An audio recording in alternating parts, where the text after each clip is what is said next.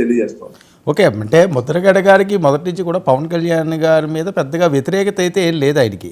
Okay, మన సామాజిక వర్గం వాళ్ళే కదా అని మాట్లాడే పరిస్థితి. చిరంజీవి గారితో కూడా ఆయనకి మంచి సంబంధాలు ఉన్నాయి. సో ఆయనకి ఇబ్బంది ఏంటంటే చంద్రబాబు నాయుడు గారితోటి ఆయన గవర్నమెంట్ ఉన్నప్పుడు ఆయన ఇబ్బంది పెట్టారు అన్నది ఆవేదన వాళ్ళలో కనిపించేది. సో మీతో రావడానికో లేకపోతే మీరు పొత్తులో ఉన్నారు కాబట్టి ఈ అంశాలు ఏమన్నా ఆయన లేవనెత్తారా? మరి ఆ రోజు నేను లెటర్ రాశాను, నన్ను ఇంత ఇబ్బంది పెట్టారు, పవన్ కళ్యాణ్ గారి గురించి నాకు ఇబ్బంది లేదు, కానీ మరి ఆ పొత్తులో వెళ్తున్నప్పుడు చంద్రబాబు నాయుడు గారితో కలిసి వెళ్ళాలి కదా, అది నాకు లేకపోతే మా ఫాలోవర్స్కో లేకపోతే నా కుటుంబ సభ్యులకో కొద్దిగా ఇబ్బందికరంగా ఉంటుందేమో అన్న ఆ ప్రస్తావన ఏమైనా వచ్చిందా? వర్మ గారు అసలు అలాంటి ఆలోచన ఆయనకి లేదు. Fast is fast. రాజకీయాల్లో శాశ్వతమైన శత్రుత్వం మిత్రుత్వం మంచిది కాదు. ఎందుకంటే ఇవాళ రాజకీయం గురించి సేవ చేయడానికి మనం పోటీ పడతాం తప్ప వ్యక్తిగతంగా మనం ఎవరు గొప్ప అని తెలుసుకునే డయాస్ ఇది కాదండి.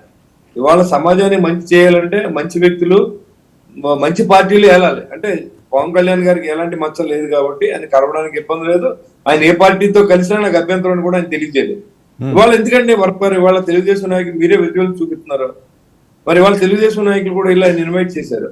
అంటే పాత జర్నీ అన్ని దృష్టిలో పెట్టుకుంటే ఇలాంటివి జరగవు. కాకపోతే రాజకీయాలు అన్ని సహజమే కాబట్టి ఖచ్చితంగా ఒక మంచి మార్పు కోసం ప్రయత్నాల్లో ఇలాంటివి జరుగుతూ ఉంటాయి.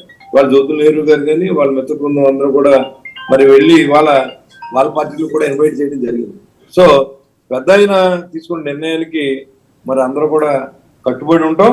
ఎందుకంటే ఇవాళ ఈ మంచికి చెడుకు జరిగే పోరాటంలో ఈ మంచి సమాజ స్థాపనకు ముద్రగడ పద్మనాభం గారు ఉండాలని చెప్పి మా నాయకుడు కూడా తెలియజేయడం జరిగింది. తప్పకుండా ఈ పాజిటివ్నెస్ ఇద్దరు ఉమ్మడి పార్టీలు కాబట్టి ఒక పాజిటివ్ నిర్ణయం త్వరలో రావచ్చు అని చెప్పి నేను ఆశాభావం వ్యక్తం చేస్తున్నాను వరుణ్ గారు. Right, okay.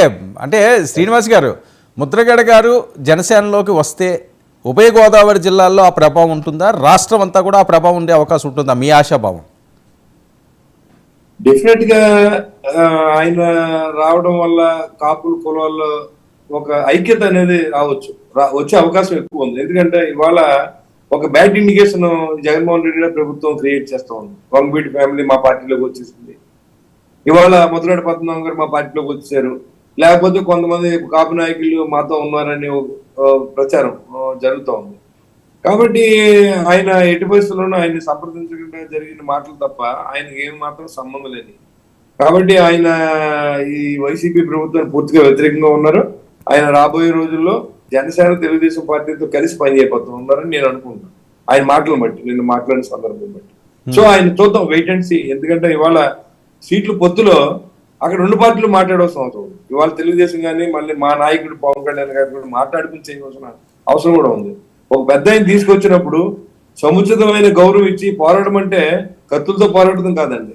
సేవ చేయడానికి జరిగే ఎలక్షన్స్ లో ఎమ్మెల్యేలకు పోటీ చేయడానికి అసెంబ్లీలో అడుగుపెట్టి ప్రజలకి ఏదైతే నష్టం జరుగుతుందో నష్టాన్ని వివరించే నిజాయితీ పనులు ఎన్నుకునే విధంగా ఈ ఎలక్షన్ జరగాలని నా మనోభావం.